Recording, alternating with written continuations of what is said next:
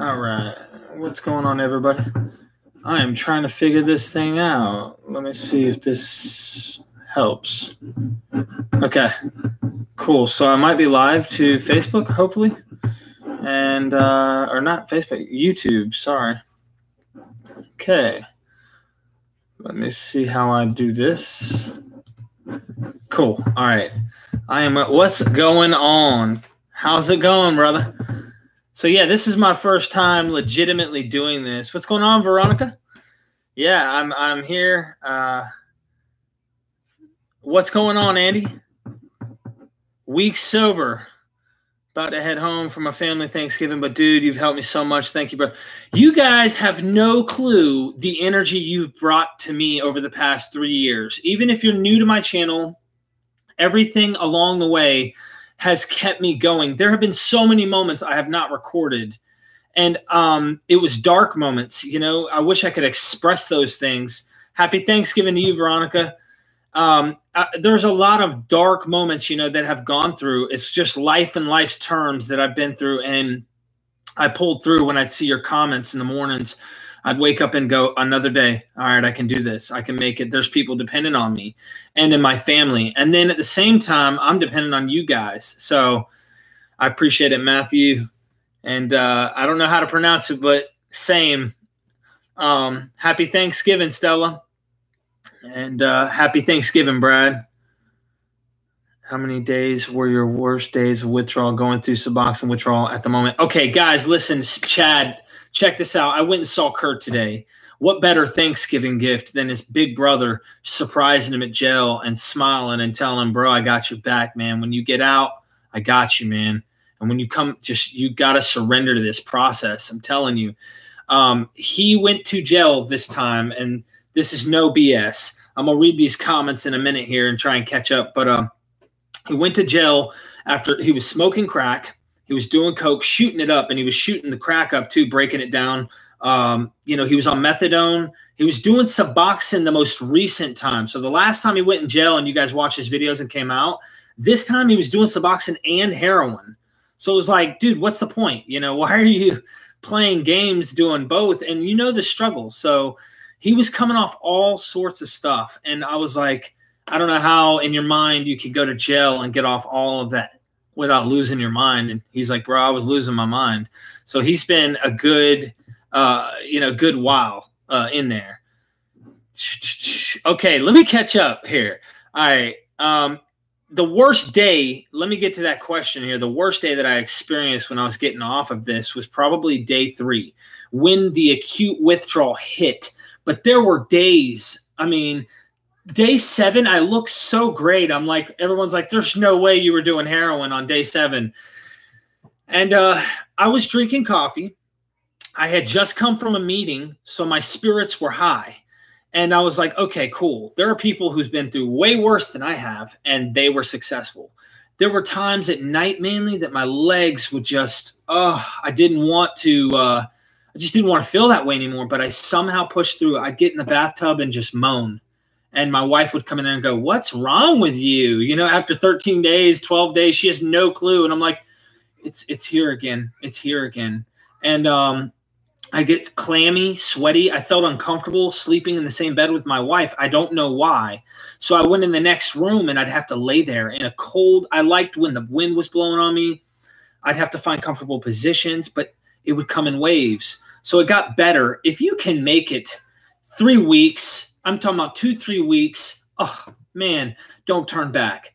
You know, it gets so much better, and you get through depressing moments. Like there are times where life just comes, and either way, whether you're using or not, you're going to experience these things. So why not experience them where you can go through them instead of trying to run from them? I know it's easier said than done. It's so much easier said than done. All right. Happy Thanksgiving. Happy Thanksgiving. I've watched some of your videos. What was the worst day? I think day 3. Courtney, happy Thanksgiving. Temptation is a bitch. Absolutely. Thoughts on Kratom? Kratom, I don't want to give you guys false information. I'm not going to stand here and act like I know. I've had people personally, because I get a lot of responses from people through YouTube who tell me their experience. And there are people who can wean down off heroin. I'm not one of them. I'll be the first one to tell you I am not one of them that can wean down, just being fair. Some people can. That being said, Kratom, I heard, is like a very minor, it tricks the mind. It makes you feel better, but it can be easily abused by someone like me. I don't know for you. Do I think it's better than doing heroin? Yes, absolutely. But do I know medically? No. My pops from Canada, he's made it very clear to me that there was a man who took Imodium and was taking Kratom, and he went into a coma. So somehow with I don't know the chemistry, but somehow taking Imodium to stop the withdrawals and the Kratom put him in a coma. I think he survived that coma. All right, let me read. I'm going to a methadone clinic now. Look, I can't tell you if if methadone will or won't work for you. Do I recommend getting off the streets? Absolutely. You have to do what you have to do. And I personally encourage whatever method helps you stop putting needles inside and so forth, because obviously we know that's not the best route. That is something I've experienced the methadone, and Kurt was like, dude, I wish I was detoxing off heroin rather than methadone. So as long as you're not continuously, I guess, committing criminal acts and possibly going to go to jail and withdrawal, there could be a way going to a clinic where a medical professional can help wean you down. All right, let me keep going. Wish I could watch, but my internet sucks and can't handle the stream. I'm sorry, Dobby. That's probably because I did it under 720 pixel, and I wanted you guys to see me clearly instead of like a fuzzy video. I was using Suboxone and opiates also. Chad, I feel you. But Thanksgiving, bro. Have a good one. All right, Dobby. I think Kratom is a crutch as well. Not severe, but similar. Look, I'm not a Nazi with what you can and cannot take. I'm not like going to tell you, oh, you can't, or you're not in recovery because you're not. And I've heard people do that. I'm not the guy. So if you feel like I need to do that, I'm not the guy for that. I am the guy to tell you, I want you to survive and I want you to live and I want you to be happy being yourself without needing a chemical. I absolutely want you to do that. And if you could go cold turkey, I absolutely recommend it, because now I don't need anything. I get my cup of coffee in the morning. I got to have my cup.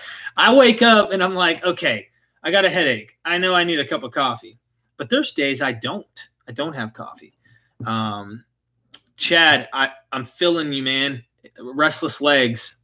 I can relate. That is probably one of the most enduring, long-lasting situations in the withdrawal. And that's one of the reasons I feel like it's hard to sleep. Your nerves or something is just not right. And you can't get comfortable. So you have to try to focus your mind on something and then go to something else. And a lot of people told me they've just sat and watched my videos till they've exhausted all my videos because they were so out of it. And that mind, your mind is crazy at the beginning. Day 22, cold turkey detox off heroin. What's your next move? Stay involved in groups. Alonzo Davis, stay involved in groups. Stay involved in a program, if you will, that helps you, whatever it be. Smart Recovery, NA, AA, even involved in Facebook groups. There are some. I'm not saying all of them. I'm just saying there are some where you can talk to people. And we need people. It's easy to get into a box and hide. I always ran from people that I knew I needed close to me when I was using, because I was ashamed. And I felt like maybe they thought I was a bad person, but really I was just sick. All I needed was this thing to be out of me, and I was so much better. Oh, so much better. Oh, goodness. Yes, Veronica, I'm alive. You educated me so much. I'm addicted to pot, but not opiates. I feel for you guys. Yeah, I used to tell you a little tip here about me. When I was in high school, I was at a bonfire. I was drinking. Everybody, was drinking. I was drinking. I was having a blast. And I didn't realize I was an alcoholic till later. My father was an alcoholic, but I had never crossed any line. My dad used to tell me, son, don't ever cross that line. You can't see the line, but once you cross it, you can never go back. I never understood that till I became an alcoholic. But I was drinking and they were smoking, and I said, well, what is that, man? Come on. I want to feel better. So I started smoking. And my addicted personality took me, I was smoking. There was some nights we'd blow an ounce. I mean, it was just good times. I have to admit, great times. But just by nature, I just go too far. And I couldn't live without having to get high. And I stopped the smoking. I think I had a headache one day at my mother-in-law's. This is the best I can recall. She gave me a Percocet 5. Whew. I was on cloud 9. I was like, yeah, this is the best feeling I've ever felt. And then, you know, over the years, it took some time, but over the years, it was my life. It consumed everything I knew. All right. Let's see. Ant, how's it going? It's going good, Ant. Look, Thanksgiving. I am clean. I'm fresh. I'm 3 years and going one day at a time, one move, and I'm right back at the start. But I'm here, and I want to tell people it can be done. I left my mom and dad's earlier. We had a great turkey, and I played with the kids. I didn't have the energy to want to get out there and have fun and be goofy, so now I do. Let's see. Don't smoke, drink, or take drugs, but I respect you immensely for what you've been through and how you help others. I appreciate that. Hino, I guess. I appreciate that. E, good luck, Alonzo. Yes, yes, good luck. Restless legs are the worst right now for me. I dig it, Chad. I know. Yes, the clinic is helping me not shoot up and steal. I can relate. I was a thief. I couldn't help but, you know, find a way to get my substance, whatever that took, whether that be stealing, whether that, I mean, I lied, I stole, a lot of times took money out of my wife's purse. I just would never, today, I'm like, woman, what are you doing in my wallet? You know what I mean? It's amazing how things can flip around. You don't think that your life's going to be better in that moment. You just don't think it's possible. Take it from my lips. I'm telling you, it can be better than you even could try to think it can be from where you're at. If you just push, if you just keep going, one more minute, one more hour, go another day, and go to a meeting, go share how you feel. Tell someone, I feel like absolute dog shit, fresh out of the dog's ass, and do me a favor, tell me, how do I get clean? And people will be in there and go, hey, I'm Charlie, and I'm an alcoholic, or go to an NA meeting, I'm an addict, go to a smart recovery meeting, whatever, and they're going to go, been there, brother. I know what you're going through. You know, one person put their hand up and said, I know how you feel. And when he told me he knew how I felt a little bit better just knowing he knew how I felt. So get involved if you can. I know there's some people who can't, but it's a recommendation. And I say it like this. It's a recommendation like I recommend you pull your parachute if you're jumping out of an airplane. We're all free falling right now. I say we pull our parachute. All right, let's get Kurt is okay. Kurt is looking good. He's healthy. His cheeks are filling in. The bags under his eyes are starting to go away. And he's got energy. And he's like, bro, I can't wait to get out of here. Oh, goodness. All right, let's see. Let's see. Oh, and Veronica, you asked as well. Man, I miss my brother. And I told him that there are a lot of people on YouTube who are really, really rooting him on and can't wait to hear from him. We got to hear what he has to say. I want to see what I want to see what his experiences are. And I told him, you need to record it because a lot of people are looking at us, but they ask me about you, and I can't get him those messages. Like, every time I go visit, I only get 15 minutes through a computer screen that I get to see him. And when I see him and he's in his blue suit, or orange suit, and he's sitting there and he's, hey, bro, good to see you, man. You're shining. The light is shining off your face. You know, I'm just like, yeah, well, I want it to shine off you too, bro. All right, look, someone asked, do you still have days you have to fight it? Let me put it like this. Yes, but it's so far removed from me at this point. It can be, you know, reached if I really desire to reach it. But early on, it's like it's sitting right in front of you and you have to look away. This is why people, places, and things are so important to be steer clear from. You know, it's right in front of you. And if you're not looking away from it at that moment, you're dwelling on it. So now you have to be at a meeting and talking to someone else. And people say, you know, if you go to these meetings or whatever, that they feel like they're triggered. I'm sorry. Mike could relate in certain meetings, but I speak up and I have to give something, you know, positive now that I have some time. But I don't go to meetings like I used to because my work consumes everything that I do. Anyway, I say that to say I have days where I am like ready to break down. The stress of work, things that go on at home, in life, my financial situation where, you know, I'm just trying to make it. And I think I have just too many bills for what I have on my plate sometimes. So I fight those day-to-day things. And what I do now is if I could take a nap, I'll take a nap. If I can call someone who can take my mind off of all of it altogether. I do a lot of research. I do a lot of research on philosophy. I have another show that I actually have a YouTube channel for. Sorry to shameless plug it. It's called The Water Boys. You can check it out and you'll see me talk about some of this stuff, the spiritual nature of things, like what is God? You know, what have all the ancients been trying to tell us this whole time? So I actually do that, and it's taken off pretty well. That takes my mind off of it. So I practice the same things, these principles of asking people to forgive me when I cross the line, or you know, anything that is beneficial to me staying clean.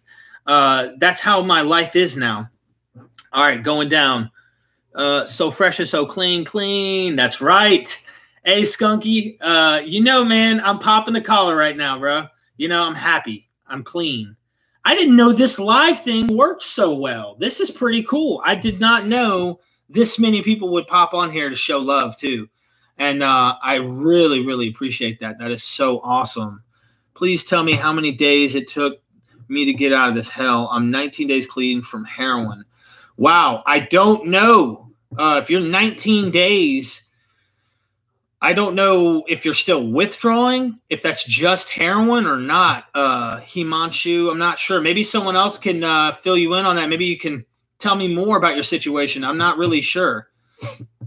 Yeah, Veronica, 6,000 subscribers. Wow. I mean, look, this thing blew up. I saw a guy. This is how it all started. I saw a guy who was showing YouTube videos when I was losing my mind on day 4 and day 5, and I was sitting there watching him on my – I'm doing what y'all have done with my channel and other people's channels, and I just sat there on my couch and just watched and went, oh, wow. No life, just wow. I'm laying there, no life in me, just oh, wow, he made it 2 weeks. He made it 2 weeks. Oh, he made it to 30 days. Look at his energy. If I can just make it that far, if I can just do that. So I put myself to the test, and I said, I'm going to try and record every day. Now, turned out that I could only record when I could remember, and I was going through a lot early on. And here it is. That one video is almost 1 million views. YouTube is actually monetizing and paying me just for people to view the videos. So it's a simple commercial. Why not monetize it if YouTube's going to give me a little gas money each month to have this thing out there? So I'd love to do this full time. I'm a construction worker, man. I'm a supervisor at a solar company. I think this live video come at the right time for me. Do you think around day 3 to 5, the withdrawal will be somewhat over, restless leg sweats? Chad, I wish I could tell you for sure, man. Everybody's different. But I will say, for me, I still had the restless legs, and I sweat periodically. But the worst of the worst was definitely over by... Hard to say because it slowly lowers. It doesn't stay at the same level of intensity for me. And by day 7, you guys saw me smiling. It only sucked at night times and rarely throughout the day. And that's just how it worked for me. So I got to day like 14 is when I actually started sleeping, actual sleep. So, and that's a long time, but I made like maybe 8 hours to 10 hours of sleep in 7 days, some crazy couple hours a night sleep. And I'm a sleeper, man. I got to have my 8 hours to be happy, you know? Oh, man, you can do it. That's right, E, for Himanshu. Ant 1980, went cold turkey in September because I can't control myself with anything, including weaning down. I agree. I'm the same way. I relapsed around the time Ryan passed. That's sad. I know there's so much I could say about that. Ryan had a lot of wisdom, Quitting again tomorrow. Tonight is full of prayers and prep. I feel you, Ant. And look, reach out. You've got a whole list of people that are live right now with me that are watching this that can help you or give you advice or tips or any of that, or just to be there to listen to you. I know what that's like. And, you know, feel free to reach out. I sometimes respond to my comments on YouTube. A lot of times I'll see you guys message me on Facebook or Instagram. And if you hit me up, do be sure to write me a message. Don't just add me as a friend, because I get people across the world who add me, but it's like fake accounts and stuff. So if I see your response, say something like your YouTube video, I know you've been watching it, and I'll respond and try to show you some love or give you advice if I can on my experience. I want to get my pops from Canada on. He has like 2 PhDs and he knows this stuff, and he has helped me too. All right, God, your visiting sounds brutal. It's soft in UK. All right, Stuz, I hate going through the electric legs withdrawal stage, bro. Keep going back. It's insanity. Lots of love, buddy. I know what you're talking about. That's a lot of the times where people break. They break because they think this thing's going to last forever. They really believe that this thing is never going to end in their mind. And I was there. I know. But I'm telling you, and I'm going to keep repeating it, it will go away. It just takes more time. You got to pull through a little longer. That's the thing. It will go away. It's all momentary. They have this cliche in the meetings, and it pissed me off when I first went. It pissed me off. It was, this too shall pass. Dude, you just said 4 words that are so difficult to swallow. I just can't see what you're saying right now.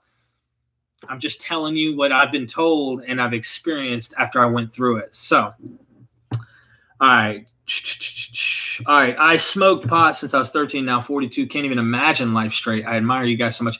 I know what that, I don't know that, but I can feel what you're saying. I mean, that's a long time to be in that way. How's your Thanksgiving? Quality fluoride water. It's good. I can't ask for better, you know? Life is great. Hey, Derek, just out of curiosity, do you drink alcohol or smoke weed, or are you entirely sober? Great question, Morgan. Shout out. Big time. Because I am actually sober from alcohol. Let's see. I drink a beer at a 4th of July sometime while I was using heroin. That's the last time I had any alcohol, right? Because I abused that too. I don't smoke pot, not discouraging it. If you're able to do that and you know how to live life, I don't encourage that, but I'm not going to come down on someone who does. I personally do not do any of the above. I do drink coffee, which is considered a drug, just not a narcotic. And I don't smoke cigarettes anymore. I'm actually 2 years from smoking. If you watch my first videos, I actually discussed that as a process that I was going through on trying to get off tobacco, if that makes sense. I mean, I told myself if I ever relapse or go back to anything, I'd rather just go back to smoking cigarettes before I do anything other than that.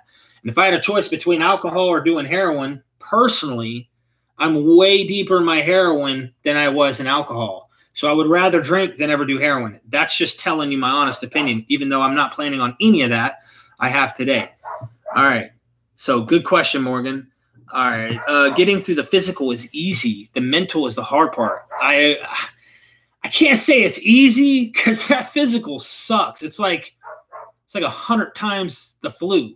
If you compare the pain level and what you go through, it's like the flu times 100, and it lasts longer.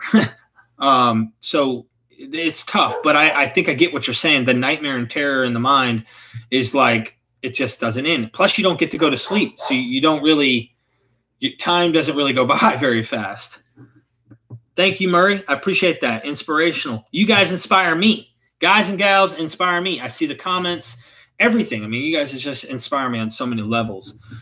How do you prep? Oof. I took ibuprofen and I didn't really prepare, man. Everyone was pushing for me to get clean. I didn't even want to get clean. And I ended up in this lady's house, and I knew that I was coming to a dead end. I had to make a choice. So I ended up going to this lady's house, and she had water, she had snacks, and ibuprofen 800 milligrams. And that's actually when it's a dark story, but I found in my book bag, I had tons of needles, tons of syringes with old stuff in it, if you know what I'm saying. And it was like leftover nasty. Okay. And I put all of it in one spoon. I cooked it down and it thought it would give me something. It didn't do a damn thing except make me go, oh snap. Now I really need to go get checked when I got clean. When you're using, you don't even like, you think about it, but it's not a big concern. And I can see how the habit can become worse and you'll use other people's syringes or something like that. That's the extreme this thing can go. And I went pretty far. I'm not as far as some people, but I went pretty far. Appreciate that, Marcus, the inspiration. I'm trying to keep it up. And man, you're A, Martinez. I don't know what I am, but I'm something. All right. Taking helps more than anything. Talking helps more than anything. True that. Talking does. Chad Stark, I'm from Canada too. Awesome. Awesome. Yeah, my pop's from Canada. He's like an adopted father of mine. Rocky Kenneth. Been clean for a week. Anytime I get a little money, I want to go get high. It's so hard. I know what that's like when I would get money. And then I didn't have a job for a while too. So the struggle of that was depressing. And I'm sitting in a meeting talking about how I can't get my kids' birthdays or Christmas presents. And, you know, I've got a kid who's in November, his birthday, Christmas, and then January, another birthday. And I had no money, no income, no job. How do you go from absolutely nothing, depressed, to a job, right? And that was a process. That took me trying to apply for a job, look for work, and start somewhere. And I started at this little car wash. I got paid $500 for 2 weeks of labor, and you're supposed to get tips, but it's a real bad area here in Fayetteville, North Carolina. I mean, we're talking literal drug deals were taking place consistently on the lot while we're washing vehicles.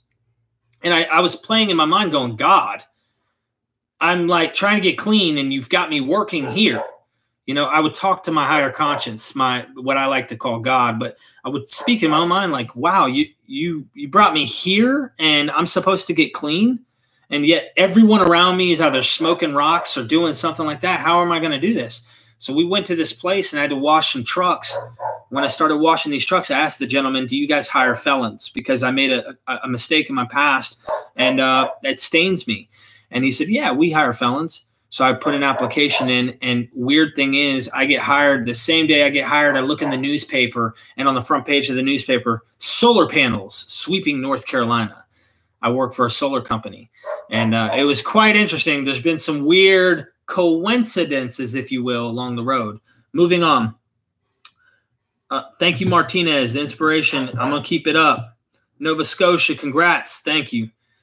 Oh, you're talking to Nova Scotia, I guess. I'm not sure. All right, let's see. Adrian, hey, Chad, I'm going through sub-withdrawal too. It sucks. I've been through sub-withdrawal. It takes a lot longer, but at that time I was going through sub-withdrawal, I was drinking. So it took away some of the pain that I would have experienced if I was completely sober off of Suboxone. I did watch a YouTube video where a guy, I'm sure most of you who are coming off subs or have watched, where he's crying his eyes out and he's like 17 days. And he's like, this thing. He's driving his car and he's just like really, really out there. Real quick, I see Loney popped up thoughts on Kratom. I don't know enough about Kratom, Loney. I wish I could tell you more.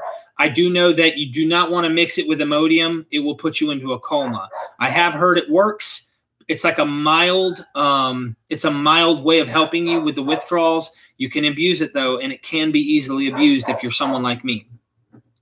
You're a really nice guy doing what you're doing and having a great Thanksgiving. Thanks, Jacob. I really appreciate that. I try to be the best dad, husband, and person, a human on this planet as I possibly can. I no longer put up walls, religion, race, politics, none of that. I focus on humanity, and that's my goal. All right.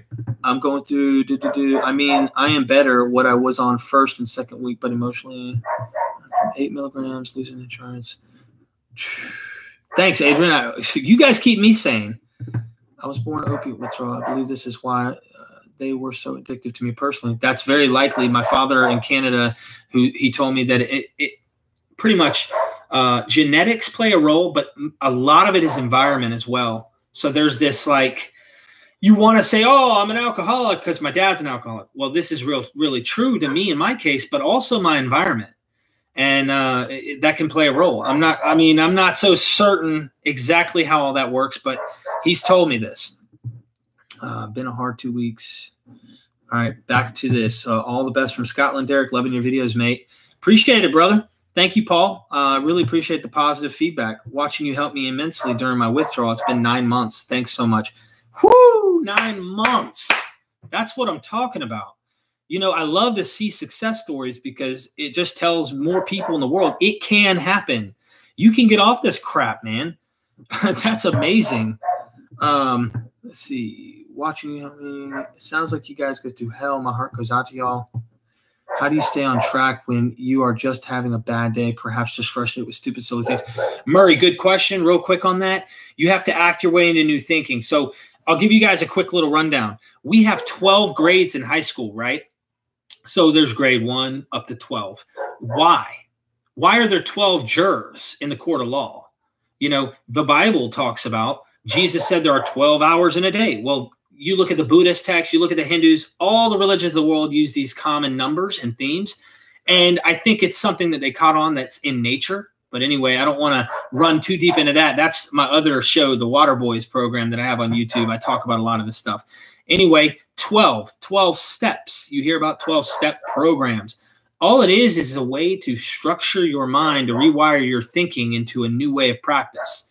So when bad things happen, you're not immediately solving your problems with, okay, I'm going to drink this alcohol. I'm going to, you know, smoke this or do this. You know how to solve your problems using new tools. And these tools are given to you throughout all these, you know, religious texts, you know, in these 12-step programs. And the reason why I think 12-step programs work so good is all of us who go into these rooms should feel no judgment. Everyone in there has been screwed up at some point or is currently screwed up. And I say screwed up because this, you know, messes you up. And so I went in there and I heard horror stories way worse than mine. And I went, thank God I am not the worst one in here. You know, that helped me a lot knowing that there were worse situations than mine. So it's about practicing new things so that when something bad happens, you already have a habit for solving your problems in better ways. That's how I see it. All right. Vegas here. What is up, Vegas? Yes, Loney, back to the thoughts on Kratom. I am not a professional, so I couldn't tell you more.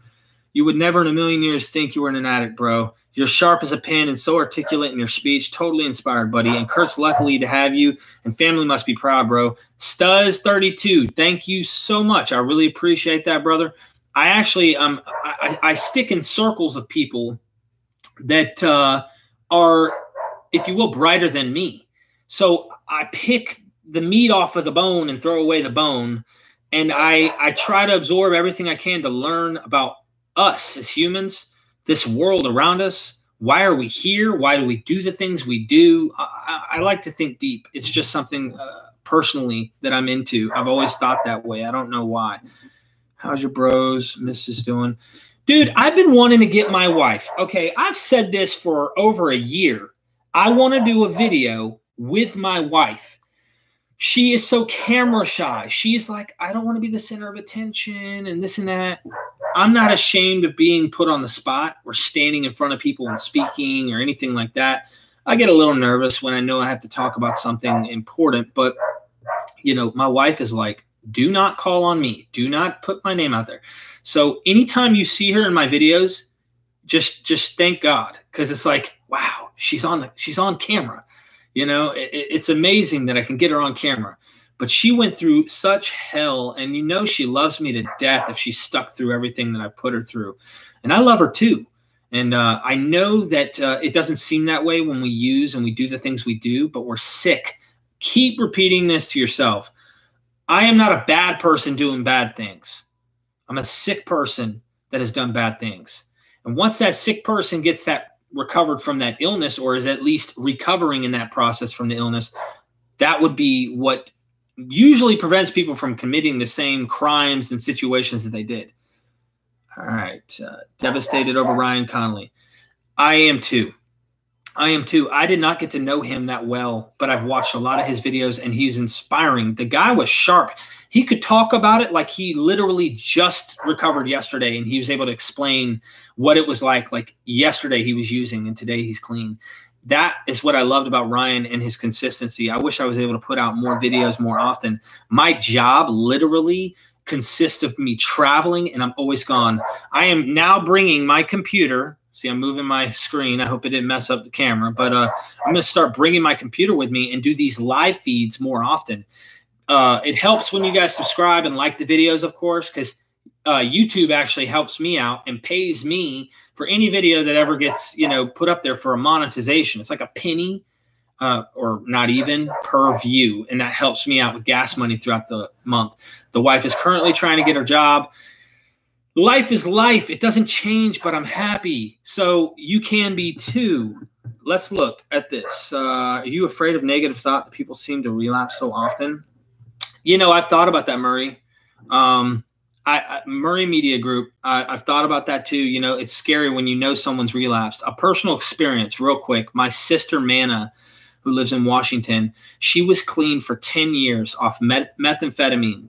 And she had done heroin only a couple times, but her thing was meth. And I guess out west, it's a big thing. You get a lot of what they call tweakers. She calls them that, at least. And she is one. So she relapsed. And it was a ugly situation, very ugly, 10 years. And I thought to myself, wow, I'm 3.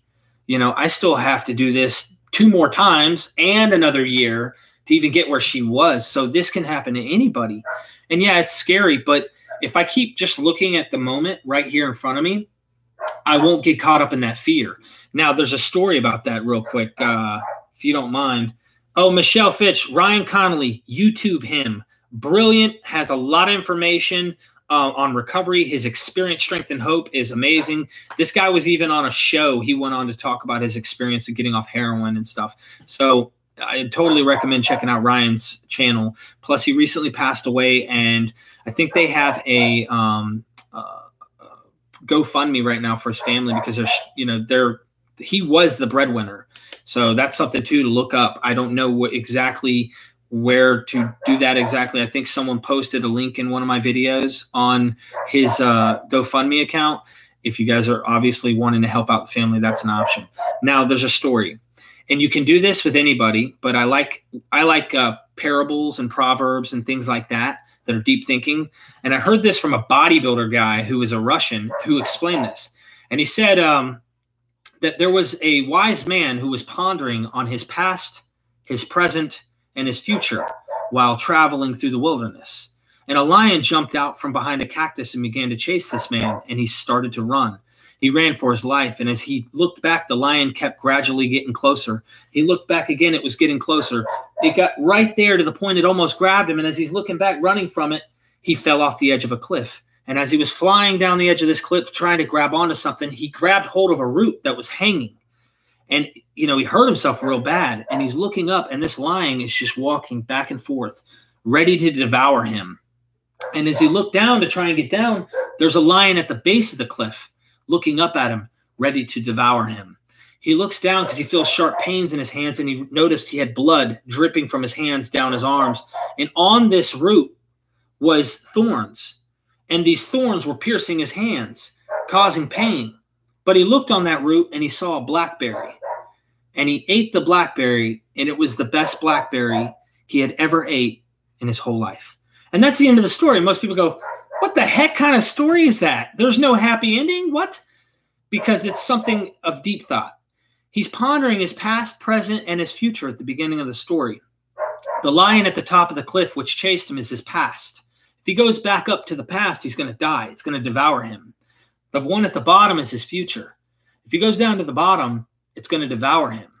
But the one right there, the pain that he's feeling in the moment, even though it sucks right now in the moment, there's always a blackberry in the moment. Eat that blackberry, and it'll be the best blackberry you've ever had. So that's the idea of living in the moment. And that's kind of the idea of how they say 1 day at a time or 1 minute at a time. If you can focus in the now and you can focus on something enough, it'll take your mind off the past and the present, or sorry, the past and the future. And that'll help you endure to make it to the end. Sometimes we like to glimpse, though, and you guys can look at people like me and others who are on my channel who comment all the time. They have a lot of time. They made it. When you see that, you see a goal. You could set a goal and say, I'm at least going to go as far as they did, no matter what it happens. And you have to keep pushing and pushing yourself because your mind's going to want to change. All right. Let me see. Are you making any kind of moves to being a stand-up motivational speaker in prisons or in other states or schools? I have no moves I've made, Veronica. If you can help out and give me some information, I would love that. I wouldn't mind being a counselor. I wouldn't mind, poster childing a rehabilitation center, whatever. I'd love to go out and help more people do that. I have, went and shared my experience, strength, and hope at speaker meetings and gave my story. And that was interesting. That was cool. A lot of people, really enjoyed that. I enjoyed theirs. I always do. You always want to listen, even if you don't relate to everything, look for something you do relate to. You don't want to listen to something just to, I'm not going to listen to this guy. You're trying to always gain information. Listen to learn, not listen to talk. That's the whole point. He was incredible. He always answered questions and messages. Truly inspiring. He was so passionate and caring. You're right, Lonnie. You're absolutely right. I've heard a lot about Daddy. Ryan. Look, my son's peeking through the window. Yeah, son. Did you make a video? I'm making one now. That's my youngest. Let's see if he's hanging out the window. Oh, he's behind this right here, back behind my head. Anyway, let's see what we have. What YouTube videos did you watch when you started to get clean? 2 weeks clean. Is it too soon to go back to work? Kyle, I don't know what is for you and what isn't too soon, but I will say when I first got clean, I watched a variety of different YouTube videos. One of them stuck out was this young guy. They took his channel down because he actually recorded himself shooting up. And then he went down another dark spiral. I found him on Facebook, wrote him, and he's been in a halfway house, and he's about to be released from a halfway house. I told him, start another channel, bro. We need to hear from you. 6 years clean, made daily, weekly videos on YouTube, passed recently over. Yep. Happy Thanksgiving to you and your entire family. Thank you, Michelle Fitch. Thank you. I appreciate everything about you. I appreciate that. Thanks, guys, for the Ryan C information. Absolutely. Go check him out. He's amazing. I'm telling you, hands down, this guy, you could sit there. He's got so many videos that if you're withdrawn or you know someone who is, they can go through and for hours and hours and hours and enjoy his videos and relate to the guy. See you, Lonnie. Kurt is doing better, Sean Kane. I talked about him a little earlier in here, but he's doing a lot better. Make the most of now. Keith McKenna. Absolutely. Right now. That's it. All you have is right now. How many people do we know that aren't here tomorrow, or have known that aren't here tomorrow? We got right now, and that's all we can do. Love from the UK, Sophie. Thank you. Appreciate the shout out. My God, you should be in rehab of some sort. You made to help people going through this. That's why I have this channel too. And then I have to provide for the family and the kids. But my problem with my situation is if I didn't have a background, I have one felony charge. If I didn't have that felony charge, I would be somewhere other than a construction field, consuming every moment I have in the field. I would be trying to do something where my background's okay and I could go, It's the first offense too, by the way. I think you should have a website with an email newsletter list. The impact would be exponential. I would love that, Murray. I'll tell you guys, I haven't put a lot of energy like I should into this. I've balanced my research that I like to research about religions, myths, spiritual things of all that nature. And I've been making a radio program where I've been talking about that stuff. And that has a YouTube channel too. Like I said, The Water Boys. It's THE Water Boys with a Z. And you can't miss it. Heroin is life. GG. Heroin is life, huh? Yeah, until you're dead. Then it's not much life. Love from Denmark. Happy Thanksgiving, bro. Yeah, Lewis, thank you. And I hope everybody's to some extent, enjoyed this this Thanksgiving. Is there any way to get felony expunged? Yes. After 10 years of me being off of my probation, I can get it expunged. As long as I keep my nose clean and do the right thing, I'll be fine. And I am. I'm planning on trying to, I'm trying to make more income, not just one revenue from my work that I do in the field. So I'm looking at other ways of trying to help, if you will, take some of the weight off. How long do withdrawals just, I've been a week clean, so no sleep. All I think about is getting high. I know what that's like. I have no energy. I just want to feel normal again. It will get better, Rocky. I hate using that same cliche, but it will. If you can last, it will. Thank you, Sophie. I appreciate that. Thank you for that. Looking out. She gave a euro, 199 euro. Thank you. I really appreciate that. And look, if you need anything, reach out on Facebook, Instagram, stay in contact. Look, I'm giving you guys what my experience was, and I want to hear from you. You help me stay clean. I know that we say that. You hear that in meetings. You hear that in Smart Recovery, AA, NA, you name it. I am not kidding when I say there have been moments along the way in these past 3 years of my videos where I was ready to give up. And I mean, I'm not saying that I was going to immediately use, because I had already practiced a new way of living, but I was ready to give up. And as soon as I would see a comment from someone who's like, I'm hurting, thank you, it reminded me, you're not fighting for just yourself, Derek. You're fighting to help all these other people too. And I've cried reading comments on my YouTube videos. I've cried. They've been so good. My wife has cried. You know, it just is so good. I want y'all to experience that as well. And that helps you. It helps you stay clean. It helps you want to go another day and help other people. Let's see. Well, this is good source of hope. Thank you, Murray. It is good. And there's others who have these channels too. I wrote her name down. Check her out as well. I loved her stuff. She is extremely charismatic and outspoken. And it's Nicole. Her channel is Real Talk Recovery. She does live footage. I saw her yesterday, and I did some, showed her some love. So get that felony expunged. One felony is nothing. There's so much drama in the world that if you are doing as well as you are, the courts would be proud of you. I totally agree. I've been talking to the judge who actually is the one who, convicted me. I'm the one who actually said I was guilty. I went in and confessed I was guilty. I don't think my lawyer did that good of a job, and I paid him. He told me to go in and just say I was guilty. I didn't think I needed to pay him to go in and say that I was guilty. But anyway,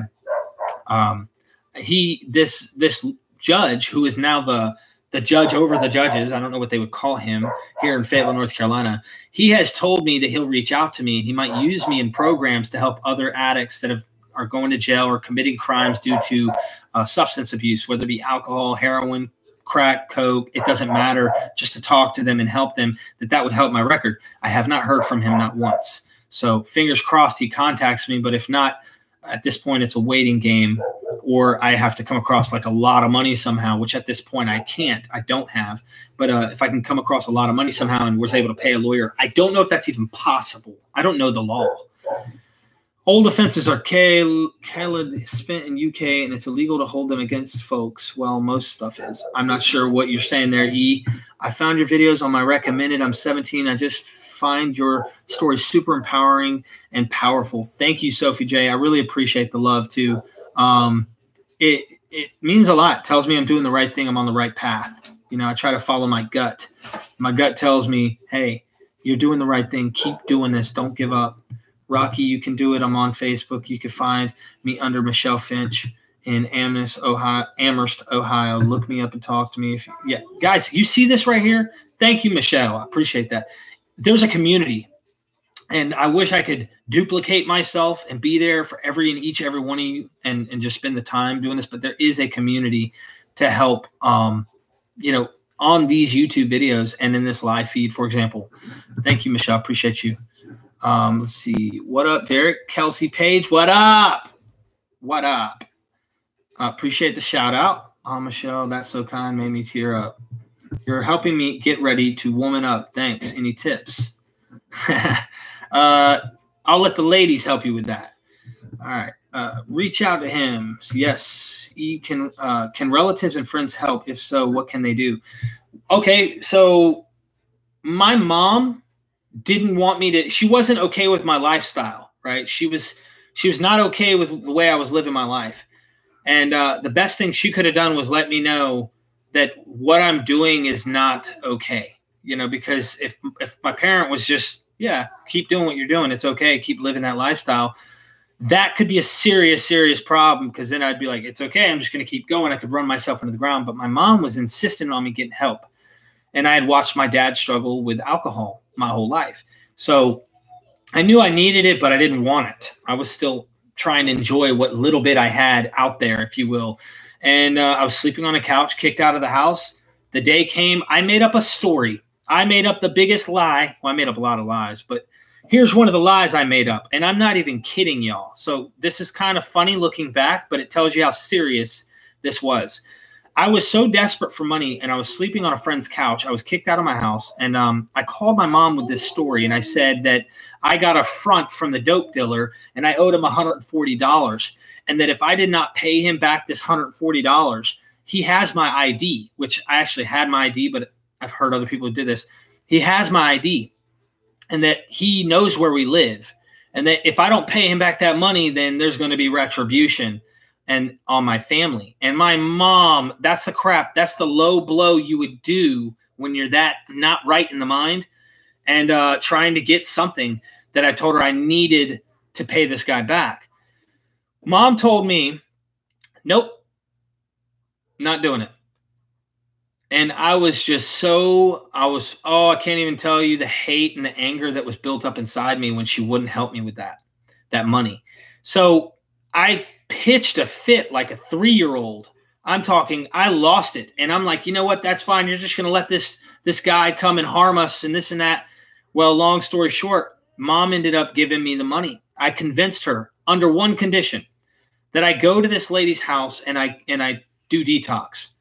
And I told myself this time, because I've cheated people out of money and done things before when I was using, but I had told her this time that I'll actually go to her house and I'll do what you want and this and that, get you off my back. Okay, that's really what I wanted. Mind you, at the same time, I had DSS already talking about, someone called in DSS saying I was doing heroin. They were trying to take my kids if I wasn't clean. I had so much working against me. I was on probation at the time. So really, you know, I've got to take your analysis, all this stuff. And here I am trying to duck and dodge, hide and run. And I went to the lady's house with my phone. My phone would not turn on, by the way. And when I got there, my phone wouldn't turn on. It stopped working. And then I started withdrawing. The worst feeling in the world. I couldn't get a hold of no one. I had no money. And I just sucked it up and went through it while I was there. About day 3, day 4, while I was at her house, I started talking to myself in my mind. And there was this communication going on in my head where I was asking whatever it is that is out there. And I call that God. But, you know, God can be defined in so many ways, whatever you think it is. I was asking for help and saying, I can't do this by myself. I need energy. I need power that is greater than me. I need something, because I've heard this from meetings before. And when I did, it was like, in a weird way, it spoke back. And it's helped me, whether that is like energy in the universe that I was tapping into, or if you think there's a guy hiding behind the cloud. I don't know, but it really worked. And there was a lot of things that happened along the way that started to look like, whoa, that's impossible. How did that happen? How did they know? And I can go into those if you guys want. I think I've made videos where I've talked about some of this stuff. All right, let me see. Good night, Derek. It's late in the UK. Much love. Sophie, reach out. I hope you're still hearing me. But, yeah, reach out. Please do. All right, must say you're doing a great job of continuing what Ryan Donnelly started. May he rest in peace. He was the OG of the YouTube recovery world, in my opinion. Keep it up, bro. Absolutely, Lewis. He is, and he was. In the YouTube, man, that guy had 4 years before I'd even saw a video of his. And I'm not even at 4 years yet. So I can dig it. Austin, I was watching your heroin withdrawal day 7 and realized you were live. That's what I'm talking about. I am live. And a lot of people comment on my day 7, and they're like, are you still clean? And they can see the date. So they think probably a couple years ago this guy made this video and he never made it out. People do that a lot. So I always like wonder, did they watch the whole video? Because at the end, the last 20, 30 seconds, another video pops up that tells you, hey, go to this video that Derek's been clean.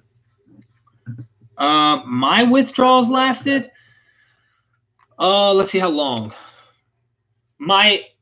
It's hard to say because it's not like it just one day. It's not like on day 4, all of a sudden, boom, day 5, I wasn't withdrawing anymore. It didn't work like that for me. it was gradual. So I would say I was in the clear, absolutely on the clear either day 11, no later than 14. I was in the clear, but everything else took time. I still had, weird stuff going on. My body was trying to adjust to. And I don't know if I had my settings set up on here where I made it only adults are listening, because I kind of was wondering, I want to talk about what it was like while having sex or not having sex, how the hormones stopped working, and then what it was like when I got clean, how your hormones kick back in. I think that's so important for people. It's extremely important when we talk about all of the aspects of what we deal with and how we feel. Like she could sleep, eat, and shower. Who was the woman? She was trained in detox. I have no clue. Rocky, I hope you're talking to me if I answer your question on how much did I use a day. No more than, there were rarely days I'd use more than a gram, but it was mostly half a gram a day. And that's just the way it ran for me. Before I was on heroin, I was on Opanas. I was snorting Opanas, and they charged so much for one of those that this guy kept telling me it's the same thing. So I went to that. I went to heroin, and I was snorting it. And then eventually I didn't have enough money to get the same effects that I would when I was snorting it. And I was introduced to doing IV.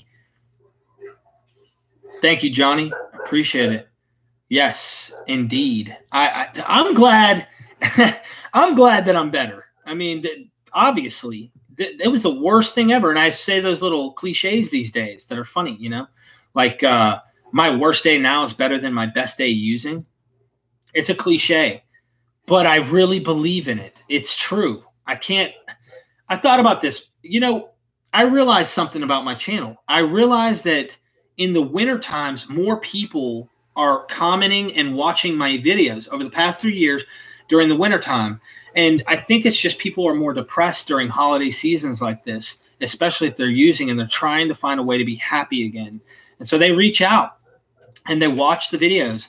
And I do my best, but there's so many people who comment and they want help. It gets cold outside. The sun starts to go down. And I talk about a lot of stuff with how the ancients viewed the sun and the seasons and stuff like that on my other channel, The Water Boys. And you guys might want to check that out. I wish I could pop that up here and give you guys a link. I'll probably put it in the description of this live feed. As long as it saves it to my YouTube channel, I'll give you guys the description. I've done probably 12 to 15 videos where we've had a variety of guests on. We talk about a lot of different things on there. But I wanted to bring to you guys Kurt, because he's in jail right now, but he's smiling. And I know that most people will be like, why? He was laughing. He was smiling. Show him love. When he gets out, show him love. I'm going to make sure he starts a YouTube channel so he can be accountable by y'all, and just to share what he's going through. People need to hear it and see this community's growing. If you guys have any topics that you are interested in hearing about, feel free to, write them on the bottom in the description. I'm going to probably start doing more live feeds like this, because this is interacting live. People wanted my help and they go, could you sponsor me? I can't sponsor through YouTube and it be successful. So, okay. Hazel says, if you must have been still a good person though, if your wife and family stood by you and now you're a great person. I feel big time for Kurt. Yeah. I appreciate that. I think I'm a good person. Am I perfect? No, but that's the thing about today. I'm not a religious person. I'm just kind of a spiritual guy by nature, but I'm open-minded to any ideas. I'm a very open-minded guy.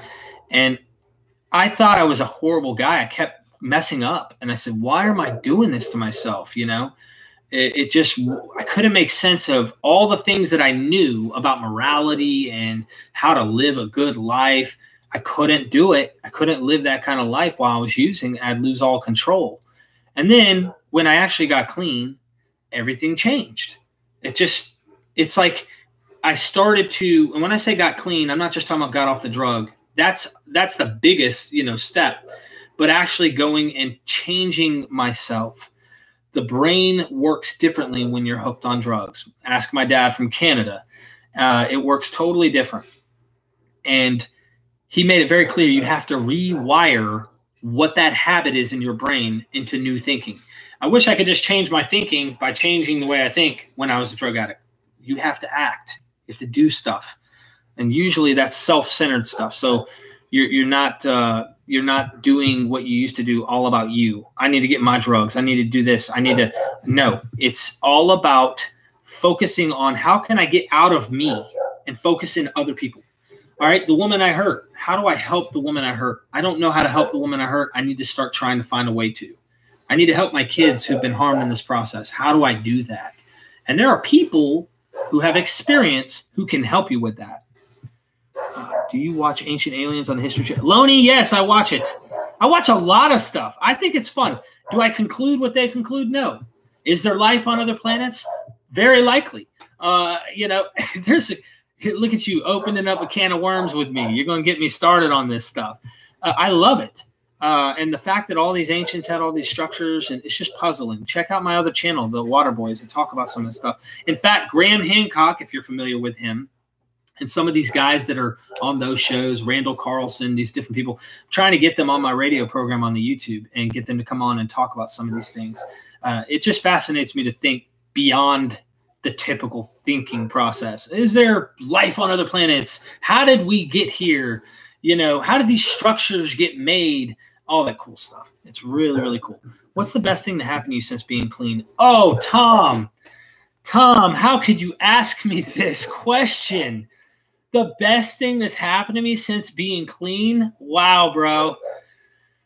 Gosh. Oh, man. There's a lot. The best thing that's happened to me since being clean is my family. Okay, I have things now. I have a nice vehicle that I've bought, which I am in debt for. It's really for the wife. I bought it for her. Happy wife, happy life, right? So I got her a vehicle, her dream car, while I took the old rundown, but I'm happy. It's okay. I'm not picky about it. I get to ride that vehicle when I come home. I'm like, all right, get in the passenger seat. And I get to drive it. I made a video in it a couple times. Those are just things, and they come and they go. When you relapse, you usually get rid of those things. So they obviously aren't so important that you're not willing to get rid of them if you're like me, but you can gain those things back. I think the greatest thing that I have since I was clean is my family, because you feel like you've burnt the bridge. You feel like there's no accomplishing this thing that you've already burnt. And how can you gain trust back of someone you have broken so deep to so many levels? How can you make that mend? And it happened. A real miracle, it seems. My wife can trust me now. My children, they know their father. They know their father loves them. My mom looks at me and she leaves her purse around me and asks me to watch it for her. What? I have taken, oh my gosh, I'm not trying to brag, but if I'm going to brag on the dark side, since I'm on the light side, I have stolen thousands and thousands and thousands of dollars from my parents over the years.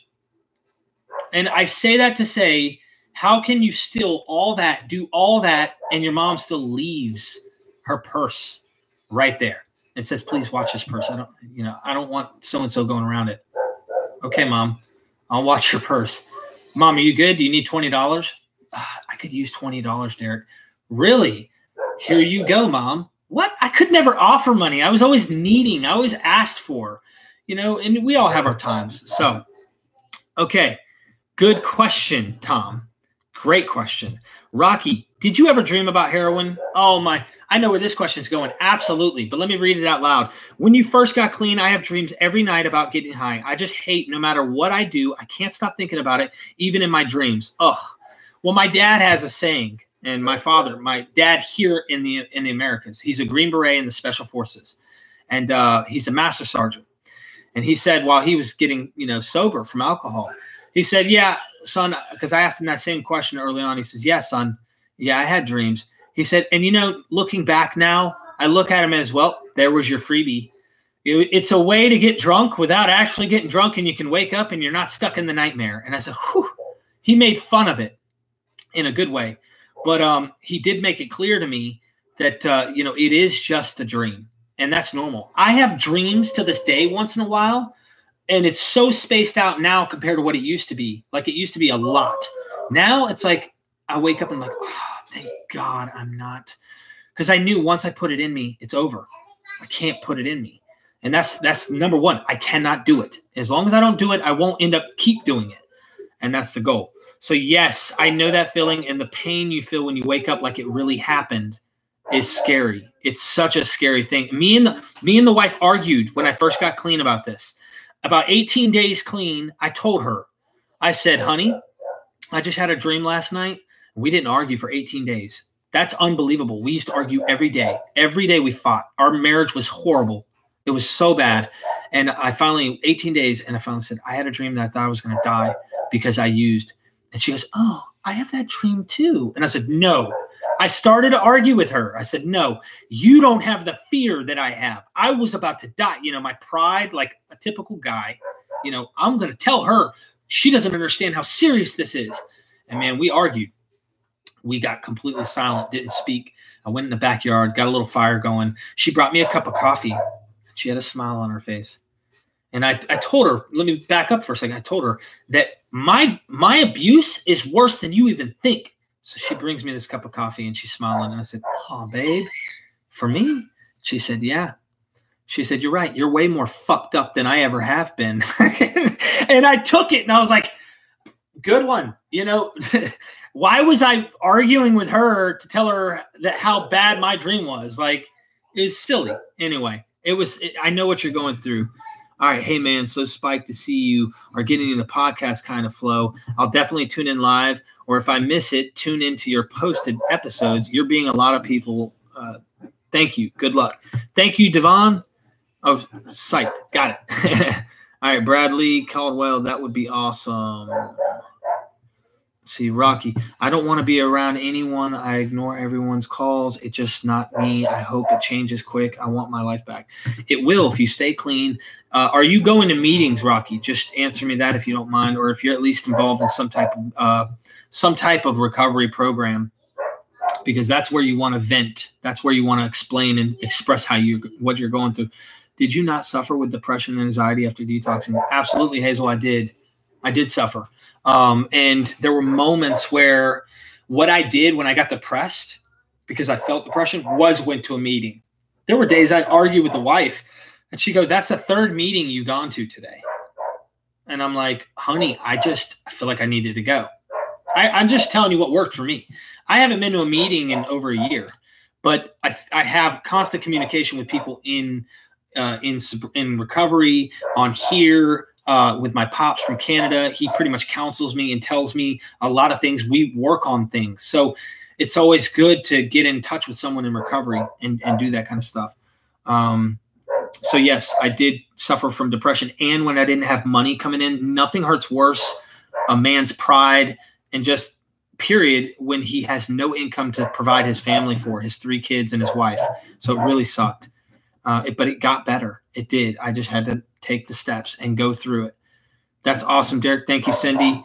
I wish I could talk to you all the time, man. You're such a big help. Thank you, Rocky. I wish I was able to, be able to do this full time. It'd be great to be able to do this full time, but I will try to do this more often. I will start to bring my computer with me on the road as I travel. And at night times, I'll hopefully be able to connect and help people in any way that I can by just being there. Sometimes to just communicate with y'all. It helps me, and I hope it helps y'all. All right, so let's see. It says, when I want to use, I just go watch one of your videos because I feel like I'm never going to get better. Rocky, it's one of those things where I watched videos on and on and on, and then I researched other ideas and other videos. I was watching Ancient Aliens. I was getting on Netflix and watching programs. I would take my mind off of the pain by eating that blackberry, even though I was bleeding from the thorns at the present moment. it will get better. So it does. If you keep it up, if you stay clean, it will. Hopefully you can repay them someday. Truth be told, yes, that's a working amends, a living amends of mine. I'm not financially able to repay them at this moment. Doesn't mean I won't one day. I do plan on being able to pay my parents back for all the money that I've taken and done wrong. But I have made an amends to them. And I promised that if they ever need me for anything physically, if my father's health declines, my mother, I'm going to be there for them. And what I mean that by example would be my parents say they get older. I'm going to do my best to take care of them, however I can do to help them if I can't financially. So that's my way of trying to make amends to them. All right. I just hooked up heroin withdrawal videos on YouTube and remember seeing your thumbnail a few months ago. I'm really happy you're still clean. Keep at it, brother. Thank you, Odin. And Odin is another god. That's another name for another deity that I like to study about. Some interesting stuff. Cindy Moore, your channel is very helpful to the recovery community. Thank you, Cindy. I try, and so do a lot of people. Like I said, Nicole, Real Talk Recovery, her channel is called Real Talk Recovery. She does a lot of live feeds, more than I have. I just did this one, and I'm going to do more. I'm hoping that the visual looks like my camera's clear, the audio comes through clear, because that was my goals, for people to be able to hear me clearly. Yeah, Murray, write this down. Here's my email address. If you're wanting to get a hold of me, you can do it through email. It is Derek, spelled the way my channel has it, DEREK, the number 4, God, G-O-D, and then the number 7 at Gmail. That is Derek4God7@gmail.com. Reach out. I've had people write me on emails. You know, a lot of people reached out and wanted help, but also helped me. They thought they could offer something, and I was like, please help me. Yes, I'm always wanting help. Hazel Swords, off topic, but what dogs do you have? Yes, they have been doing a lot of barking. I have a wolf, or it's half wolf, half husky, and I have a boxer, and her name is Jayla. And I know that's off topic, but I figure I would let you know. And she is so sweet. I love her to death, and she's smart. The wolf is not quite as smart as she is. I thought he would turn out to be very smart, but he's not as smart. Happy Thanksgiving, Ronnie. You too. You too. We have a lot to be thankful for, and you're alive. If you're watching this, you know, I'm hoping that you're happy and at peace. And if you're not, it can get better. I'm trying to show y'all that I survived heroin, and I thought I was a hopeless cause because I'm so extreme, and it can be done. So you can too. Thank you, Rocky. Look, if I had people who helped me when I reached out during the hurricane, because I had no money coming in, the hurricane that came through, Hurricane Matthews, when it came through, I reached out. I had people that actually helped donate that were helping me through the YouTube channel here. And in that money, I was able to go get a mic. And that was my goal, to try and better the equipment and better my situation for recovery to help people online. And it's worked. It's you know, I'm actually trying to put that where my mouth is, put my money where my mouth is, and do what I said I'm going to do. Alive and clean, still trying to piece my life back together, though. Man, that is the truth. When I'm 3 years clean, I'm still trying to do that too. I think that's a lifelong journey. You know, if there's anything I wish I could change about my life right now, is I wish I was financially at a great spot. But I will say I like to experience things. There's a Adam T. Look him up on YouTube. He has a video. He goes to NA and AA. And he talked about a lady. He had been to rehab 30 times. I'm not talking about detox center. This guy was in rehab 30 different times, and he was talking about a story. Some of y'all might know who Adam T is, or have heard his recovery, you know, experience, strength, and hope, if you will. He says this lady that was dressed in a suit and a tie came into the rehab to talk at a meeting. And she started off the meeting by saying this. She said, if I could give you all of everything of recovery right now, just everything all at once, and you'd be recovered, I wouldn't do it. And he was thinking, and this was his words, not mine. He said, what a bitch, you know, what a bitch. Well, he said she followed through with saying, because I wouldn't want to steal your experience of the journey, because that journey, that experience that you go through is priceless. And it's so powerful to go through it and to be able to share that, and it's like giving millions of dollars to a child who doesn't really know or hasn't earned it. They don't understand it. They don't have that. The experience is really powerful. So that is something that would apply to the money for me. For example, I know one day I will be okay. And I know that I am just at the beginning. This is just the start. I'm going to do whatever it takes to continue to push for my family. But as long as we're happy and I'm clean, that really is the most important thing. I was on heroin.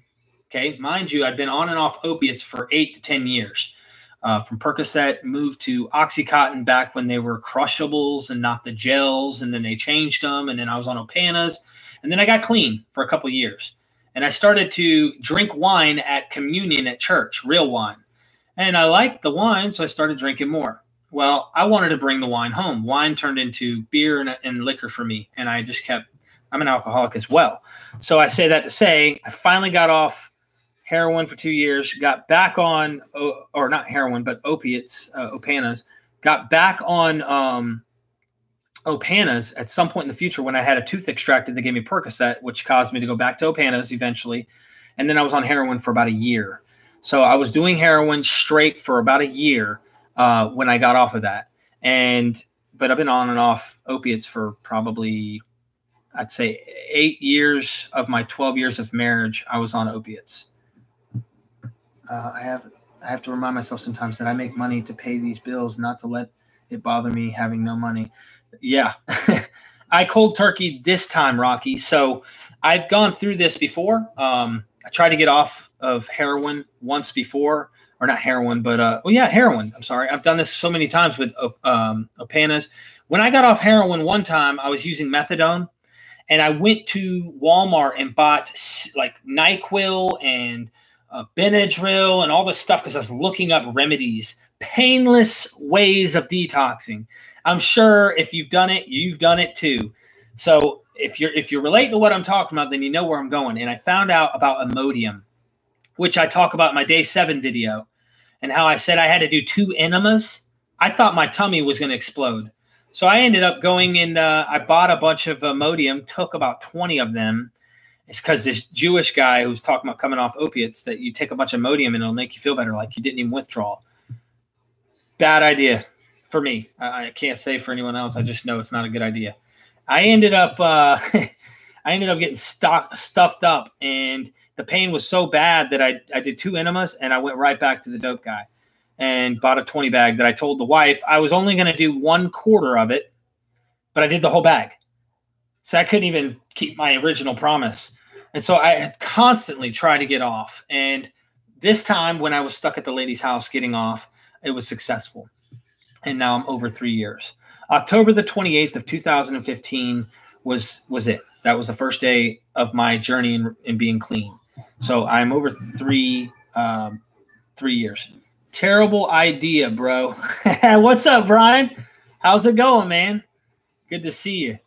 Yeah, I know. Bad idea. Look, don't go on YouTube looking up, ideas medically, like taking all this medicine that's over the counter and whatnot, thinking that that's the right way of doing it. I would seek a professional for sure. And I call my pops from Canada all the time. And look, we're going to do it right now. Why not? You guys can hear his voice. You be with me. And now this is a medical professional right here. See if he answers. Now I'm calling Canada from the United States. So let's see. It takes a second. Can y'all hear that? Happy Thanksgiving, Brian.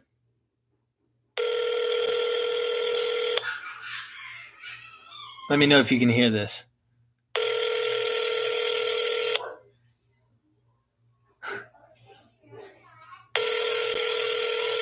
He might be blowing me off. You have reached the Yep, voicemail he box. blew me off. See, there it goes, man. He left me hanging. Anyway, he'll probably call me right back. I know how he is. So I'm sorry you feel gross, Rose. I know that feeling where you feel sticky You feel like even when you get out of the shower, you still feel like something's on your skin. Your legs are kicking. You're sweating. You just don't feel content. My dad always said irritable, restless, and discontent. Kurt and me both say that because we've heard my dad say it for years. And, I watched his battle with alcohol for many years. And so I told myself I'd never want to be that way. I will never be like that. And I ended up exactly like that and realizing this is a beast, man. This thing is serious. And if you watch, just look at the statistics and the epidemic of this stuff that's going on. It is serious. I don't know what the best way of how I'm not. All I do is try to help myself so I can help others. That's the goal. Oh, I'm sorry, Rose. Sorry to hear that. But yeah, Brian, you've been around for a minute, man, and you've given me a lot of advice also, but also you've been a supporter too, man. It's good to see you, and I'm glad you're here checking it out on Thanksgiving.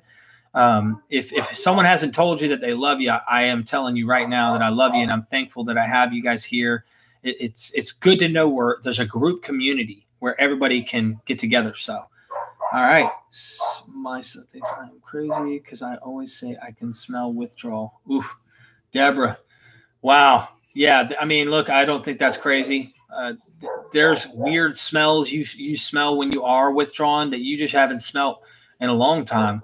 I mean, I used to taste the drug when I would use. So who knows what's going on there. Happy Thanksgiving, everyone. I'm thankful that we are all here today. Thank you, Cindy. Yes, we are here and we are live.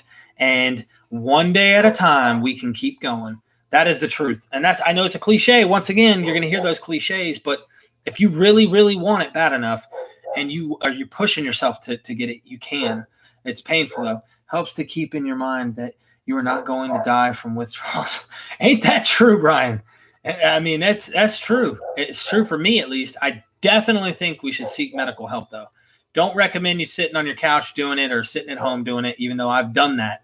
Not recommended. It really isn't. As much as we don't want to go to a rehab or we don't want to go, I recommend that so much. I wish I would have, because then they would have medically helped you taper. And by the time you left the rehab, you'd have been better off. You're not going to experience the extreme pain you would if you're at home as you would if you were in a center where they can medically help you. Totally recommend that. That's my personal experience. Withdrawal is living hell. 8 years clean, myself, enjoy your vids. Thank you. Don't frank it up.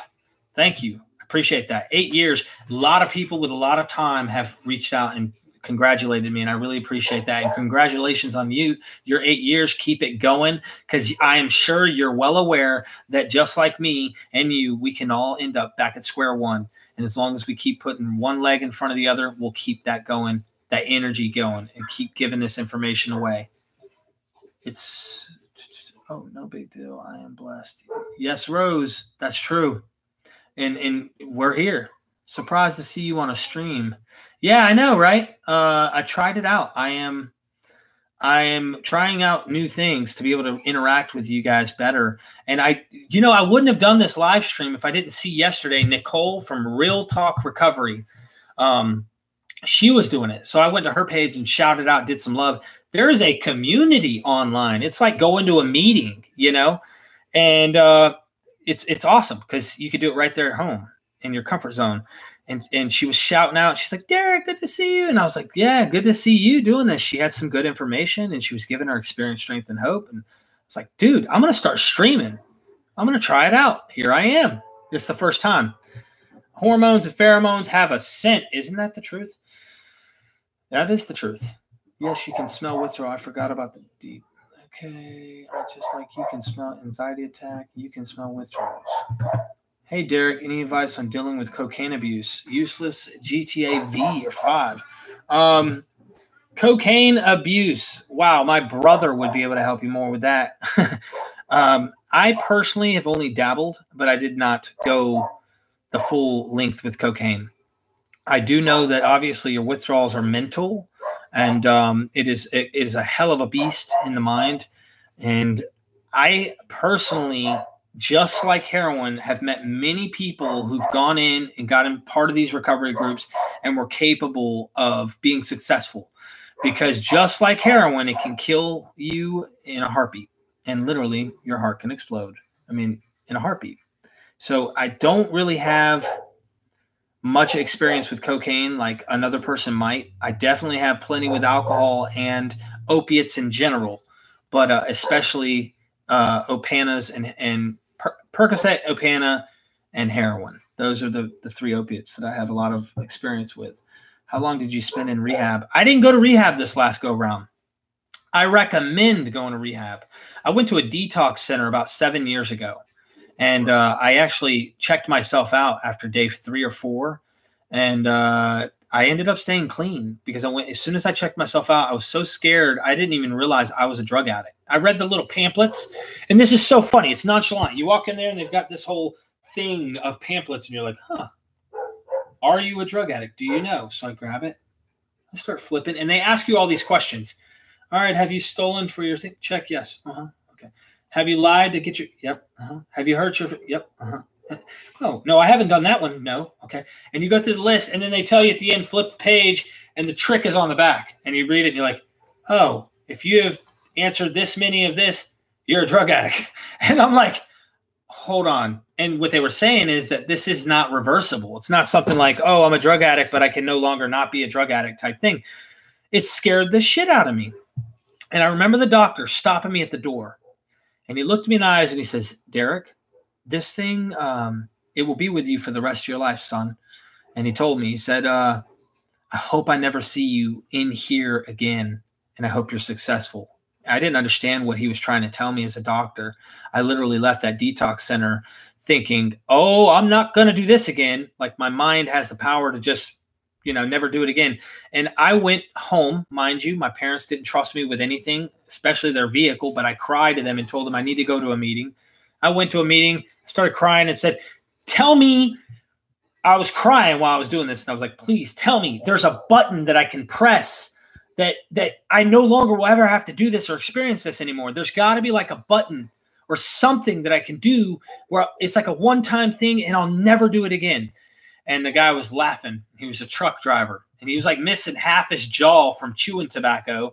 And he was sitting there and he's laughing. He's like, son, my name's Al, whatever his name was, and I'm an alcoholic. And he started talking to me. And I realized right then that he had been through far worse than I have, and he made it out alive.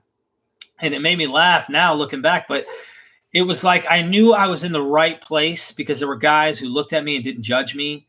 And there were gals that would look at me and not judge me. And they would say, you know what?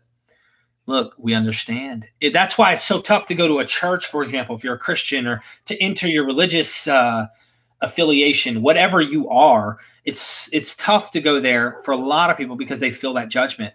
When you walk into a meeting or a place like that and you hear people talk about, some dark stuff you wouldn't hear inside of a facility like a church or something, that's what helps people. Some people, they can get it at church, and that I congratulate them for. That's cool. Whatever works, as long as it works. That's what I recommend. Let me see. Rose, you almost died from withdrawal. They said I would have surely died if I'd stayed home 9 years clean. Wow. Look, that means you were seriously coming off of a lot to have almost died from withdrawal, because I felt like dying, but I didn't almost die. Yeah, I was stuck for 30 days from dope in New York City. Probation and jail saved me. I found your channel when I was going through it. Thank you, Richard. Yeah, I'm glad to hear that you got a hold of my channel. There's many other channels too. And just like sitting there for hours, you can get absorbed in this and see people that are actually energetic, because you don't have energy at first, happy because you don't think you can ever be happy again without it. It's like the worst love relationship of an ex-boyfriend, girlfriend you've ever experienced, because as much as you don't need to be with them anymore, you want them. You just want them more, and you just want to feel better, like you feel comfortable with them. You need them. That's what the drugs are like. For me, it was like that horrible, bad relationship, and it was a relationship that I put over anything. It consumed everything that was about me. My wife, I wasn't worried about my wife, my kids. I was only focused on drugs. Every morning I woke up, I was only focused on getting high. When I went to sleep, I needed to get high. And I tell myself, say I only had a half ounce, or not half ounce, half a gram. If I only had half an ounce, shit, that's a lot of money. Anyway, if I had half a gram, I would tell myself, oh, I'm going to save a little bit for tomorrow morning. Well, tomorrow morning would come, and I'd be trying to call the guy because I didn't have any more left. I just didn't know how to preserve. Some nights I would. Most of the time I'd abuse and use too much. Yeah, I was stuck. Okay, just like you, I could smell an anxiety attack. Exactly. Best thing I did is delete anyone I could get drugs from. So even if I wanted some, I can't because I have no connects now. Absolutely, Rocky. People, places, and things. If we could have got my dad from Canada on, he would have told you guys, because he had like 115 patients that constantly came through the hospital that he would help. And he was telling me a lot of them can't even remove people, for like erase their contact list. A lot of them aren't even willing to go that far. They're not, no, that's not a problem. I only call him. He won't call me. Well, that's because your mind's going to call him. When you want it, you're going to end up trying to reach out. So they want you to remove people, social media, phones, all that stuff. Try to set yourself up for success. That's the goal. Don't keep going to the same people. Don't go around the same people. Don't keep going to the same place. Those things are extremely important early on. I mean, I don't really go around those people, places, and things today unless I am work-related or something that is a necessity. And in doing so, I have no problem. I have guys that are at work that struggle, not with heroin, but they struggle with other things. And they come to me and they ask me for advice. I'm the last guy you wanted to come to for advice. And they ask me for this stuff. So maybe you already mentioned, but how is your brother doing? I did mention it, but useless GTA. He's doing great. His cheeks are getting full. The bags are gone from his eyes. He is in jail in an orange suit, smiling and can't wait to get out. He's getting released on December the 25th. Christmas Day, Kurt will be out of jail. So that is my gift from Santa Claus, that my little brother is going to get to come home and see his family. And that is so important. I'll probably make a video that day too. I won't probably. I will. As long as he gets out, I'll make a video so all of y'all can see. How long was your run with heroin altogether? Heroin, 1 year. Opiates, I'd say 8 or 9 years. But I was shooting up for about a year. Online meetings are better for me because I have run into too many dealers at regular meetings. I can feel what you're saying, Rose. I personally, I know this might sound funny because I know there's traditions on AA and NA, and you got big book thumpers that like to bash. No, you can't say the word drugs. You have to say the word alcohol, or and I'm not one of those because I have both sides. I'm an alcoholic and a drug addict. I went to AA, and they were so pissed off at me all the time. I'd be in there and I'd go, hey, I'm Derek, and I'm an alcoholic and a drug addict. And you know how many people in there would come to me after the meetings and go, thank you. I didn't know. I'm coming off of pills, or I'm coming off of this. And I'd go, oh, you're good. Let's talk. And we talk. And they would help them. Knowing someone else was going through the same thing always helps. And they made it. That helps even more. So that's always great. Half ounce, holy crap. Yeah, Brian, I know. A lot of people say that's not, oh, yeah, half ounce. Here I am thinking ounce and grams. Well, half a gram isn't a lot to a lot of people, but half an ounce is ridiculous. That's a lot. At least it was to me. I'm so far removed from me now. I'm so thankful. You're the man, Derek. I appreciate what you do. Happy Thanksgiving, my friend. Jesus loves you, brother.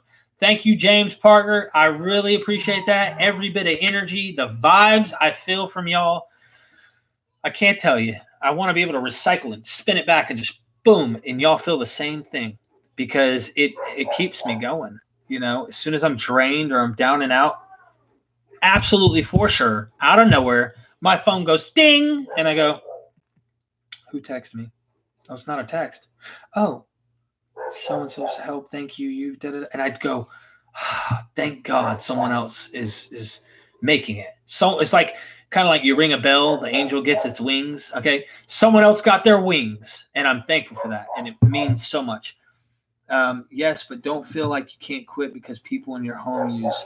It's rough, I know, but I didn't, and I know it's yeah, Brian, I totally understand where you're coming from. I have a family member who also is prescribed medicine that I was hooked on, and that's a big weird situation. People think once you have the tools, it won't affect you. It doesn't affect me at all. I mean, literally at all. If they're abusing it, it can obviously rub you wrong when you are watching them look high. But if they are using their prescription as required, then that's another topic, because you don't see it and you don't have to experience that look at them being high. You know, when someone has a beer and they're chill, or if someone's drunk and you can see they're drunk, that's when I see someone's drunk, I try to avoid that, because I'm like, I'm not talking to you anymore. I'm talking to alcohol. You know, the same thing goes for the pills. Tell Kurt that we are all looking forward to him getting out and doing the next right thing. Cindy, I talked to him today. I kid you not. I looked at Kurt through the computer screen because I'm on a phone. I'm smiling. I'm laughing. He's laughing. I said, bro, so many people write me asking about you, man. And they believe in you, bro. You get out, you get clean. You have so many people who are rooting you on that want to, show you love, give you encouragement, and motivate you, man, to get clean. You have no clue. And he's like, really, bro? Like, he doesn't even know. Everyone in here loves Kurt. Everyone in here wants to see him make it, you know? All right. 3 years on pills, 5 years on heroin, 2 years injecting. 1.5 years clean because of Derek. Brian, you rock, man. It's not because of me. It's because of you and me and Rose and Rockin' Roberta and the Spirit is Willing, James Parker. I mean, all of y'all contribute, and it's so important, because I wouldn't have made the next video if y'all didn't help me. And then if I didn't see that person be successful, I wouldn't have been successful. Who doesn't help you make success? And it's a big circle. So everybody is contributing. What is going on, Rockin' Roberta? How are you doing? I got your post in my video that I have. I made a little 30-second video. YouTube wanted me to. They said, look, if you want newcomers to your channel to know what your channel's about, make a 30-second little intro. So I did. And because a lot of people who watch my day 7 video, which is almost at 1 million, woo, I'm getting there. It's lots of views. Some of them are silly comments, but they get there and then they ask me, are you still clean? They don't know. So I said, why are they asking me this? I have so many videos that show I'm still clean. And I made that little clip, and in there, you guys can see Ryan Donnelly has a GoFundMe account that Rockin' Roberta actually posted in the comment section. If you guys, excuse me, if you guys were big fans and want to help them out, especially being it's Thanksgiving. All right, we got, and I'm showing love, Rockin' here. I'm glad you're here. Question for all: do you ever get the brain zaps?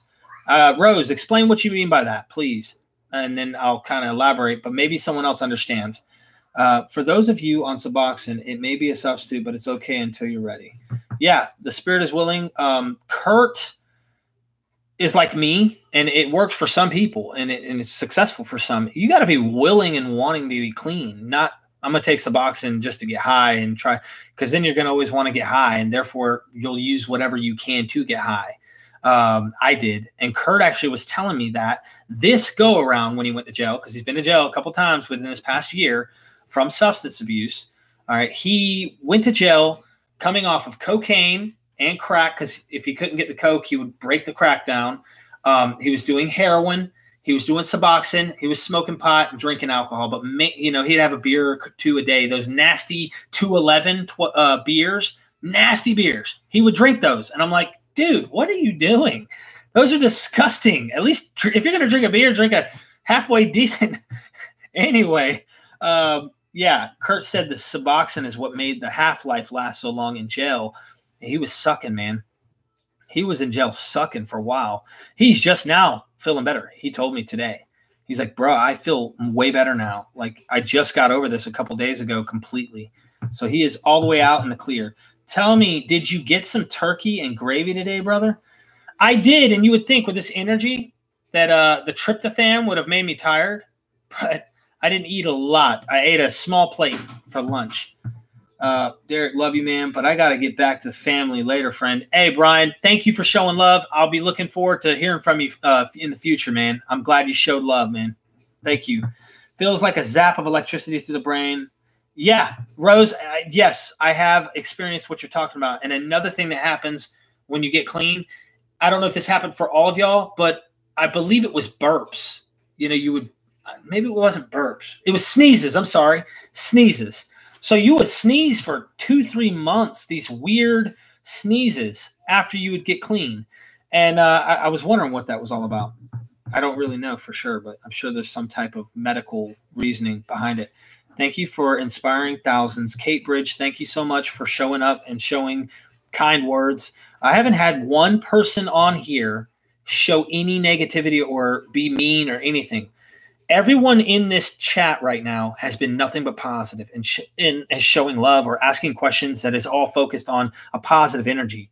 And that I'm like truly surprised, because on my day 7 withdrawal, I get a lot of hate, but I'm okay with that. Like, I was so not right in my mind on my day 7 video. I knew that I was recording it for YouTube. And yet I started out with, hey, Facebook friends. I don't know why I said that. I said, hey, Facebook friends. But I was really talking to YouTube. I don't know why I said Facebook friends, because I really haven't been active with recovery like that on Facebook, even though I am in a heroin support group on Facebook. But there's like 50,000 people in that group. But yeah, in my day 5 video, I called my mother-in-law or something. Man, there's some funny things. Like, I was having brain farts trying to get off heroin. How long did the insomnia last for you? Also, if your lower back pain. Kyle M., yes, lower back pain. I definitely experienced that in my legs. Lower back pain and legs. You can't get comfortable. It just sucks. But it does pass. It does go away. And then when the extreme acute withdrawals leave, it periodically hurts. It doesn't hurt as often. I would take ibuprofen and stuff like that when I was doing it, and it would alleviate some of that. But I would still feel the irritable, discontent feeling and the lower back stuff. So I'd get in the bathtub and I would soak in a warm bath, and then I'd get out and I'd be freezing cold, and then I'd be hot, and then I'd be cold. It's just the way the beast works. Let's see. I admire your dedication, man. Jude, thank you. Jude Orlando, thank you so much. I'm glad that I can't tell you. I'm so thankful that I've made it this far. This thing is killing people by the thousands. I mean, and these are like, people just look at us and go, oh, he's a criminal. He's a horrible person, drug addict. No, I mean, there are children. This has touched about everyone. In the United States, someone knows someone who is hurt by this. And these are people that they go, that person was never a bad person, but this started making them do bad things. Well, yeah, that's because they're not really bad people. They're just sick people. And that's the truth. I mean, I'm not saying there aren't bad people out there, but man, this beast is tough. Ryan Lambert, my wife is saying there she is. She is saying that we love you. Well, I love y'all. And that's the best I'm going to get her right now, because right now she's not going to get on camera. But I love you, baby. And I'm glad you stuck it out with me. And I'm so thankful that you endured all that, and that truly in your heart of hearts, you knew that I was a good guy and that I really did love you. And you knew this is stuff I never would have ever done to you if I was not on it. And truly, I'm glad we're working on a relationship day in and day out to better what we have. And it's still an uphill climb sometimes, but we're going to make it. And I want everyone here to know that it can be done. I really do. That's why I make the videos. It keeps me reminding me of my old me. And it also makes me look forward to the new me that keeps coming. And that's just one moment at a time. So I love you, baby. And I'm so glad that you've stuck it out with me. And we're going to make it till death do us part. Hey, bro, sorry I just found you. Do you have any tips for quitting weed? I've been smoking heavily every day for more than a year. I'm 5 days sober, but I have urges again. I think, if I don't want to butcher your name, Madi. Weed was tough because, for me, I didn't know how to live without it. It made you feel so, good with it. When you don't have it, you feel like crap. I'm more than anything. weed was like, it was like 5 times what it was like getting off of cigarettes for me. So if you really are trying to get off weed, I mean, it's going to make you irritable usually. And, but your energy level should start to rise pretty quickly because it doesn't damage you as bad as anything else. So, some of the stuff we're talking about is obviously really hard. I don't know. Maybe someone in this chat room can help Madi with that question more, because it's been so long since I've even dabbled with that. Joseph Foster, congrats, bro. Keeping up your amazing 100. Appreciate it, bro. I try to keep it 100, as the streets call it. I really do try to keep it 100. I'm a professional in a field that I work in. I'm a supervisor. So yes, I carry myself proper. You would think I was never a drug addict, like a lot of people say, because I don't come off, yo, bro, hey, look, man, check it. But hey, I've been there, and I used to act somewhat like that. But I try to carry myself and be me. You know, I ain't trying to be anything but me. And that's it. Hi, I just joined now. Well done. Your videos give me hope, and sometimes I just feel like giving up. So thank you for that. How do you stay away from that now and then fun? Sky, I think. Sebastian, what I do to stay away from that now, I focus on principles that are very important, like honesty. So I can stay away from the drug physically, but somehow it can return to my life someday in the future. What I do is I'm open. I'm honest. I'm pissed off right now. So I call someone and I talk to them. I'm really upset right now, and this is how I feel. And then they talk to me back, and then they try to point out where I might be wrong or how I can better the situation. Honesty is so, I mean, that is like the root, because if you can admit that you have a problem, that's the first step, you know, recognizing that you have a problem and then going from there. So honesty, that would be the key, in my opinion. James Parker, I was never on pills because I seen what happened to my brother, but I smoked weed nonstop all day for 4 years, and your 7-day clean video completely gave me courage to stop. Seriously, thank you, Derek. James, thank you. I am so glad that my videos help you, and that is amazing to hear. These success stories just come over and over, and I keep hearing them. It's amazing. Jude Orlando, the addictions, the evil, definitely not the person. Yes, I agree. 100,000%. And look, we're human. We make mistakes. I can be clean and do something. But I'll tell you, the worst things I do now compared to the worst things I did then, they don't even compare. There's not even a comparison. So it's amazing. Rose, y'all would not believe how many young people, young adults, have died in my area because of fentanyl and marijuana. They did a news story in Sweden about my town. Wow, I didn't know that. They're adding fentanyl into marijuana now. Like, they're smoking it. Unbelievable. Unbelievable. Deborah, your message for some reason was restricted. I don't know why. So feel free to respond. I don't know why it became restricted for some reason. I don't see it. So, okay, wow, they're smoking fentanyl. That fentanyl came out when they started to do the fentanyl heroin when I was getting around the end of my run this last go round. And I knew who had it and who didn't. And I'd go to those guys because for some reason I could do very little, of course, of the fentanyl heroin, which was like a dark purplish color. And I could do very little of that. And even when I was done with it, the wash, as they call it, from the spoon and from my Q-tips, I could do that, and that would still get me high. Whereas the other heroin that I would do, it was there and it was gone, and that was it. It wasn't anything fancy. So I I don't know about this whole fentanyl and marijuana. That's crazy how this is. It's just going on and on. It never ends. It really never ends, and this is why we have to keep fighting. They don't know if it's in there. Oh, okay, okay. Yeah, I'm thinking, whoa, they're smoking fentanyl? Around how many days was it until you felt confident that you were done using for good? Ooh, Kyle, good question. Let me phrase it to you the best way I can, because I'm not going to tell myself that I'll never use again. I can't. I know that I can't, and I won't today. That's a absolute giving, because I can't.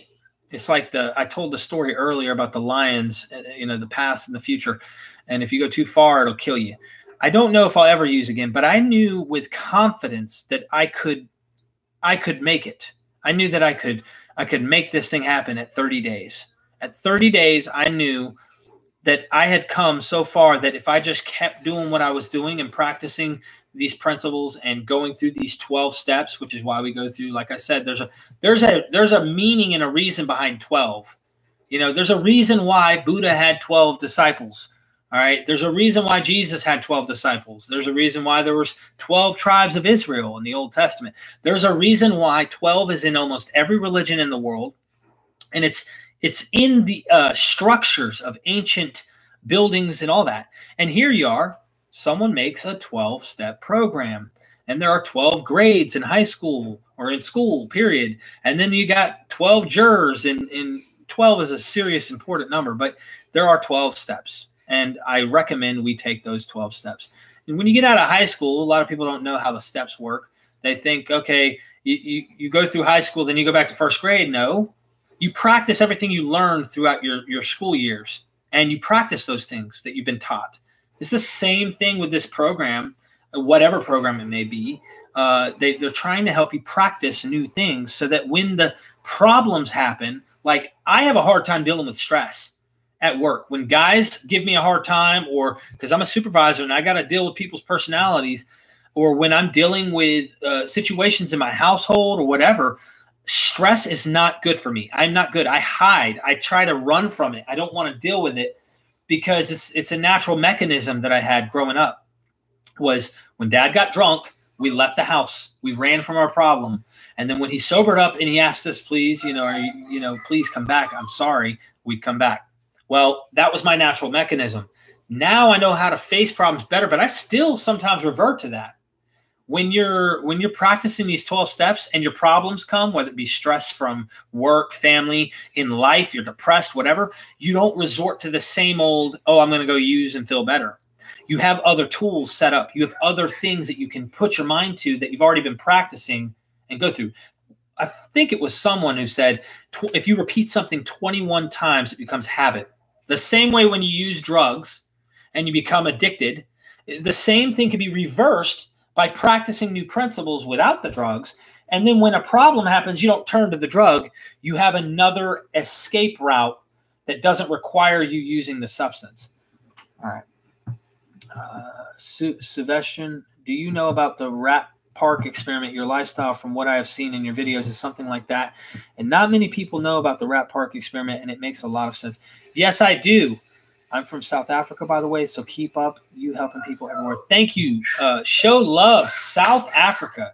That's awesome. I have seen the rat park experiment and how they say that if the rat is in a better environment and there is the cocaine water with the regular water, it's rare that certain rats will occasionally dabble on it, but most of the rats know to stay away from it.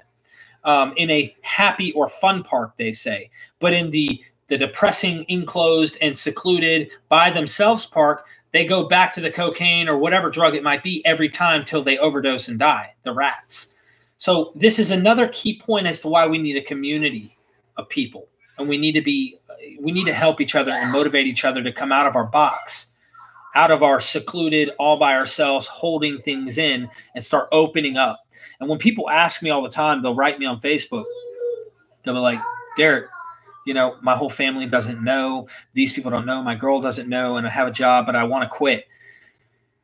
That's tough because I can't tell you from experience what I've never gotten clean without confessing to people and asking people in my family to help me and to forgive me and try to help me move on and get off.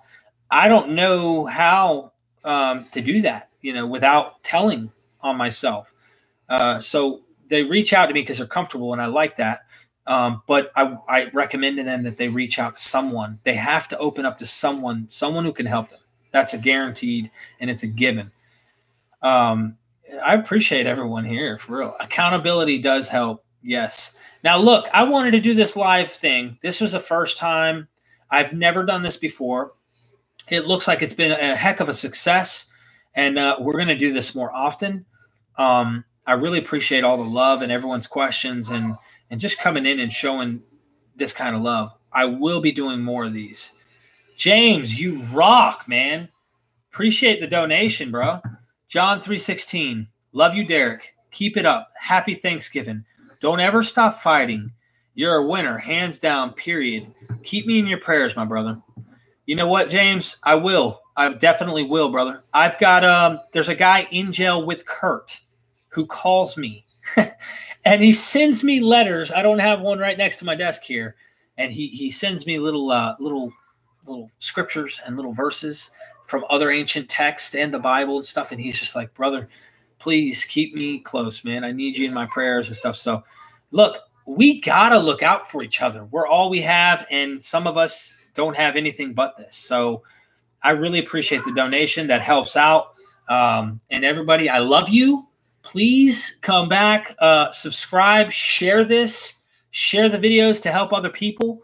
And I'm going to try and bring in other people, other aspects. Yes, we're going to have more of these, Rose. This is not the last one. In fact, now that I know how easy it is to do this, I'm going to. And once again, James, thanks a lot, bro. And Rose, everyone who contributed and is part of this, I got, you know, I have people who've got my back, and I want you to know that I have yours. And if I can help you, you may not like my advice. Like I said, you might say, I don't agree with him. That's fine. Look, not everything I do is going to work for you. And I just want, you know, this equal respect of saying, look, I don't want you to think I'm trying to tell you what you must do. Absolutely not. Absolutely not. But I will say that this is extremely important stuff. I think that if we don't have each other, I mean, if you don't get involved with people, you're going to always keep repeating the same thing. Someone has to bring you out of that shell. And man, there's so many stories I could tell you. This is why we're going to definitely have to have more of these, because I have a lot of stories about what my experience has been and a lot of stories that people have told me. Of course, I'd leave them nameless, but just to help you guys out, check out Adam T on YouTube. If you have time and you have nothing going on right now and you want to hear a unbelievable story of a guy's success on getting off of drugs and alcohol, his name is Adam, E-D-A-M-T. Man, that guy went through the ringer. And check him out. He has a great, great show. I love everybody. Happy Thanksgiving. Until next time, Derek Lambert here. All right, y'all. Later.